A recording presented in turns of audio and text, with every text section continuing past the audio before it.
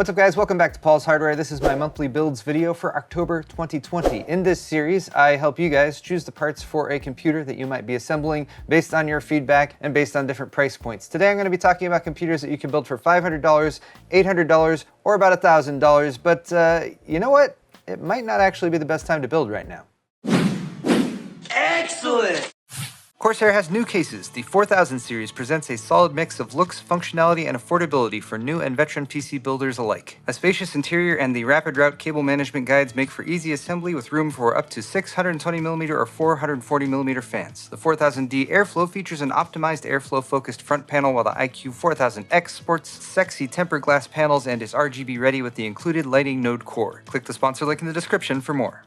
So most of the time when you're talking about computer parts, there's always going to be something upcoming, something on the horizon. So if you buy parts right now, give it a month or 2 months or 6 months, and there will be something that launches that's going to be faster than what you built, and sometimes even for the same amount of money, or even less money sometimes. And we're also getting towards the end of the year, and this is when lots of big launches happen. So from NVIDIA, we've already had big launches of the RTX 3080 and 3090 in September. We're expecting a 3070 and maybe a 3060 Ti in October. From AMD on the CPU side, we have a Ryzen 5000 series of CPUs that's expected to launch based on the new Zen 3 microarchitecture. And then from AMD's Radeon team, who makes graphics cards, we're expecting the long-awaited launch of Big Navi that's expected to be announced at the end of October. We're still not 100% sure on availability or what cards they're going to be announcing or anything like that. But long story short though, big launch is happening, and it would kind of suck to buy something right now and have it immediately supplanted by something that's better. That said though, let's get back to more of the regular MO for this series, which is I have a straw poll every month where I ask you guys what builds you want to see. I did skip September, sorry about that, so I'm applying this to October, but basically everyone still seems to really want gaming PCs. Beyond that, we have web browsing and work stuff, light work stuff I should say, and that's the bulk of what people are looking for. And if you build a solid gaming PC, it can handle most of this stuff as well. If we start getting down to the 9% plus 8% plus 7% of you who are looking for a PC that does other stuff, streaming or content creation and video editing can be a little bit more intensive on a PC. You can still do a lot of that stuff on a basic gaming system, but there are some things that you can trade in and out here and there that will give you an advantage for some of those tasks, and I will be talking about those. A real quick reminder though to vote on next month's straw poll. So what do you want to see in November? We got options for like an RTX 3080 or like a crazy RTX 3090 rig or Big Navi. We're expecting them to launch a flagship. I don't know if they're going to launch something in the mid-range, and we will probably have at least some high-end and mid-range Ryzen CPUs launching, although again, details on that are still up in the air. So I'm going to go with what's available / what you guys vote for. We should almost 100% have RTX 3070s to work with by then, but of course with the RTX 3080s, 3090s, and then presumably 3070s, stock has been difficult to get a hold of, although it's slowly been trickling in and people have been buying them here and there. Also a rumor of a 3060 Ti, and then there's Intel. And Intel does have some Cannon Lake CPUs that are supposed to be coming down the pipeline, but rumor is that those aren't going to be out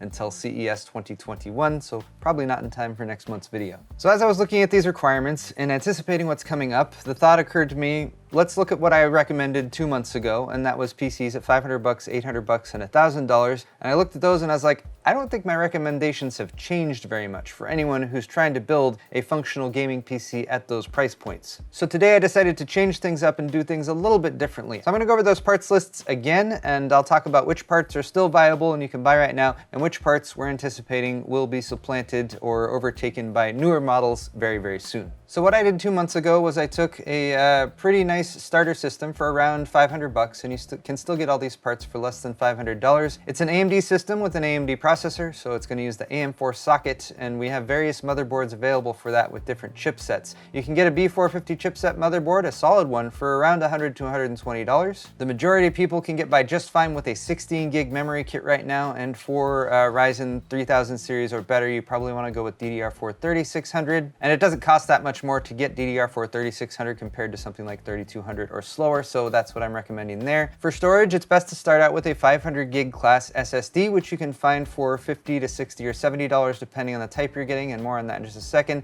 A case you can find for 70 or 80 bucks, and a power supply. Power supplies are still difficult to find right now, but they do seem to be coming back into stock here and there. So a 600 watt 80 plus bronze variant is available right now for $63, which isn't too bad. Here is my $800 build, and you might notice that the price has jumped up to $937, and that is 100% because of the graphics card, the GTX 1660 Super, which for some reason is only listed for $345, which you should never spend on a 1660 Super. You should be getting an RTX 2060 at least for this much money. Everything else here is the same though, pretty much, because all you need to do to give yourself a nice jump up, and this is part of why I'm recommending this platform starting at 500 bucks, is you can invest $500 and then wait a little bit of time, and then you can drop in a new processor and a new graphics card and get a really significant upgrade on what your system is capable of. And by the way, if you are looking at 1660 class cards, there is the 1660, the 1660 Super, and the 1660 Ti. The Ti is the top one, but that one is also currently less expensive than the Supers that are available, because I think Newegg has a deal for $220. That said, you should be able to find this class of card for around $220 to maybe $260. And if I plug in a reasonably priced 1660 Ti here, this MSI one that's on sale, it does bring the total price of this build back down to around $800. Finally, here's the third version of this build, which is currently clocking in at just over $1,000, $1,052 right now.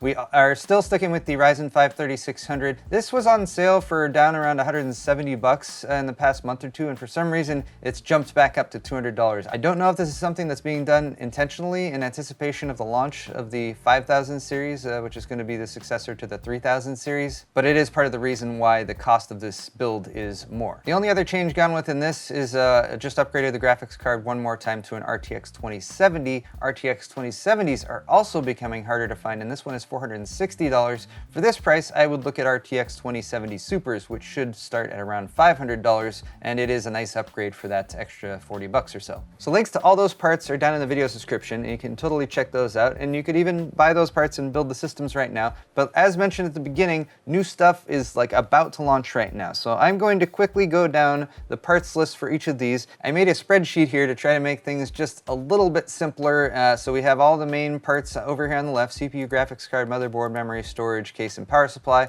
Then we've got the $500 build, the $800 build, and the $1,000 build with rough estimates of the prices listed. Note that if I put an asterisk, it means that new versions or new variants of that part are launching soon, which is mainly for CPUs and graphics cards. For the $500 build, I recommended the 3200G, which you can buy for $100, and it has integrated graphics, which is just fine if you're playing at 1080p or even 720 if you're okay with medium settings. It's a get-you-by solution, and that means you don't have to invest in a graphics card for that build, and that's what keeps the cost down pretty significantly. A solid ATX B450 motherboard you should be able to find for about $110. That 16 gig memory kit you can find for $80. At this price point, you can easily get by with a 500 gigabyte SATA SSD, which you should be able to find for around $50. That said, you can totally upgrade to an M.2 NVMe SSD because the motherboard is capable of that. But if you're really trying to stick to a budget, the 500 gig drive will get you by just fine. For a case, a $70 ATX mid-tower case will also do you just fine, and I would recommend the NZXT H510 for that. And then power supply, which has been overpriced because they've been in short supply recently. You can get by here with a 550 to 600 watt one. You could actually get by with a lot less than that with this build, but I recommended a higher wattage power supply because I'm anticipating that you will upgrade this system at some point and drop in a graphics card, and for that you'd want to start with a 550 watt unit. For this price of $65, you should be able to meet these criteria of the wattage and definitely get 80 plus bronze or better.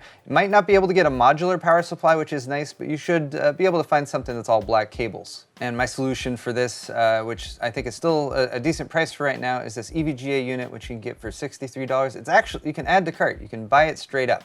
But there it is, bronze rated, all black cables, solid looking unit. Again, not modular, which is a nice convenient thing if you do want to spend a few more bucks on that, but it's not necessary. So keeping all those things in mind, that's your $475-ish starter build. And this actually would still be reasonably good to recommend because you're not investing in a GPU that's about to get supplanted by something else. And we don't know when the APUs for the 5000 series are going to launch, but I don't anticipate them soon. So for $100 bucks, this can get you started out of the gate, and then you can upgrade somewhere down the line. So next we have the $800 build with a Ryzen 5 3600, which again is $200 now, which is about $30, $25 to $30 more than it has been recently. So that kind of sucks. Remember, the Zen 3 5000 series is launching soon. We don't know if they're going to launch a 5600 right out of the gate or not. I'm kind of 50-50 on that. I could see them going either way, but there is a chance that the Ryzen 5 3600 might still be your option at the $200 price for now. It's a 6-core and 12-thread processor, so it's great for gaming. But if you're looking at $200 Ryzen 5 3600s, you should also double check if there's a 3600X or a 3600 XT available for around that same price, because they will clock a little bit higher right out of the box, and they also ship with a slightly better cooler that will keep temperatures down a little bit more. For your graphics card, for around $220, maybe up to $260, you got the 1660 Super or Ti, and there's a bunch of different variants of that from different third-party add-in board manufacturers that work with NVIDIA. Also, absolutely consider the Radeon RX 5600 XT, which you can find for also around the same price. It is pretty competitive when it comes to performance versus the NVIDIA offerings, but don't spend too much, because if you get up to the $300 range, for $300, maybe $310, you can get the RTX 3060 KO, and that will beat the 5600 XT or the 1660 Super or Ti. I didn't put an asterisk here because I'm really not sure. We haven't verified that there is going to be that 3060 Ti launch that's rumored for the end of October. Just know that those cards are coming, so if you are dropping cash on a 1660 Super or Ti right now, the successor to those cards might not be launching really soon, but they will be coming at some point. Continuing down the list, you can still get by with a nice $100 to $120-ish B450 motherboard at this range, but note that if you need PCI Express Gen 4 specifically for fast storage like an NVMe SSD or some other application, you really want PCI Express Gen 4 for your next gen Radeon or NVIDIA graphics card, for example, then you should probably drop $50 or $80 more and get yourself a mid-range B550 motherboard. Beyond that, memory is the same, storage is the same. We just went with an M.2 NVMe drive here, which should only be about maybe $10 to $15 more than a SATA drive in the same storage class range. You can maybe spend a few more bucks on your mid-tower case. There are a few other options if you go towards the $80 or $90 range. And then here for the power supply, you could probably find a modular one, maybe if you're spending a few more bucks than on that bronze model I recommended for the $500 build. Always keep an eye out for 80+ gold deals. Sometimes they pop into stock and they might have a mail-in rebate or something like that that makes it more compelling than an 80+ bronze option. And then finally here, if you are ever considering an upgrade to an RTX 3080 or better, which is a $700 class card, they're recommending a 750 watt power supply for that. So if you're planning ahead a little bit, it might be worth it to go with a 750 watt model here versus 650 watt. Finally, here's the $1,000 build. And again, 2 months ago, I just recommended sticking with the Ryzen 5 3600 because of that bang for the buck. You might drop an aftermarket cooler on at this point, which would be an extra $30 to $50 for a decent one. You might consider a Ryzen 7 3700X, which is an 8-core 16-thread processor versus 6 cores and 12 threads. It's about $100 more, but it is a really good bang for the buck at that price. So again, if you're doing video editing or anything that's going to make use of those extra cores and threads, that's a nice upgrade. But again, for both of those CPUs, Zen 3 5000 series launch is coming really soon, so it's going to be worth your while to at least wait a few days for the October 8th announcement, and then we'll have a better idea of what's actually coming out. And then I'm expecting that maybe later in the month there will be actual reviews out on those CPUs so you can get an idea of the actual price to performance and that sort of thing. For graphics card here, again, we can bump up to an RTX 3060 KO edition, possibly even, oops, I made a typo here. I meant to say RTX 2060 KO edition. Oops, I had that wrong here too. Man, 2000 series to 3000 series.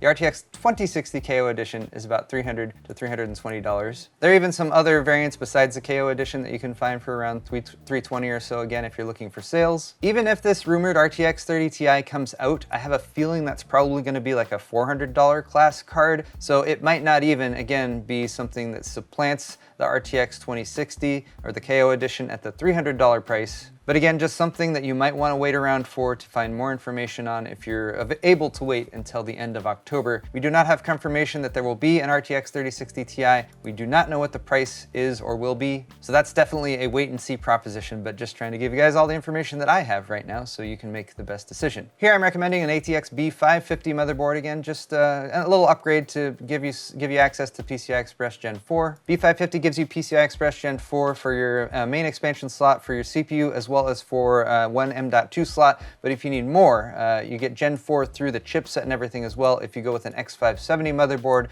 you're probably going to pay maybe $20 to $80 of a premium for a solid X570 variant of a B550 board. For memory, same kit yet again, but here at the higher price, you might consider an extra 50 to 70 bucks going with a 2x16 gig kit, giving you 32 gigs total rather than the 16 gig kit I recommend here, but 3600 would still be the speed you want to go for. Again, you can still get away with a 500 gig NVMe drive, but consider 1 terabyte drives at this price, or just go with that 500 gig M.2 NVMe drive and then get like a 1 or 2 terabyte SATA SSD, and that'll give you a real nice storage configuration, especially if you're loading up some of the current games that take 200 gigs or more. Not much to say about the case. 80 to 120 bucks is probably about the price you want to spend for a decent case that will get the job done. And then here, just go ahead and grab yourself a 750 watt power supply. If you're building a nicer system, you want to have more headroom for a CPU upgrade down the line, or of course, if you do eventually end up investing in something like an RTX 3080 that actually requires a 750 watt unit. You can sometimes get away with less wattage than 750, but here you might want to look for a modular one. And then again, always keep an eye on the 80 plus gold deals, because you might be looking at 80 plus bronze because you're trying to get a better price, but there might be an 80 plus gold unit that you can spend an extra $10 or $15 on, and in that case, I would think it's worth it. But guys, those are my recommendations for the month of October, and again, my recommendation is maybe you should hold off for just a little bit, wait for some of these products to launch, wait for reviews to come out, wait for confirmed specs and pricing for some of the stuff that's maybe a little bit further out. But of course, if you enjoyed this video, hit the thumbs up button and check out the description down below for links to all the products I'm talking about today, as well as a link to my store where you can buy shirts, mugs, pint glasses. It is all excellent, high quality merchandise. It helps me out, and